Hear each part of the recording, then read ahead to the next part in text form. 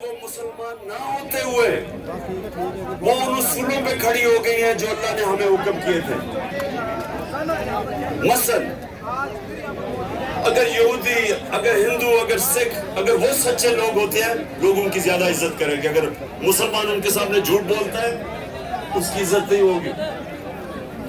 جس کا کردار صادق اور امین کے اوپر ہوگا، سچا اور امانت دار، جو بھی اس کا دین اور جو بھی ہو، جس بھی ملک سے ہو، اس معاشرے میں اس کی عزت ہوگی. اور جو کیریکٹر، لوگ کیسے آپ کی طرف آتے ہیں؟ لوگ جب آپ کے کردار سے متاثر ہوتے ہیں تب آپ کی طرف آتے ہیں.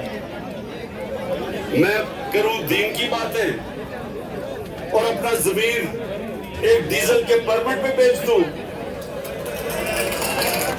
تو لوگ میری عزت نہیں کریں گے.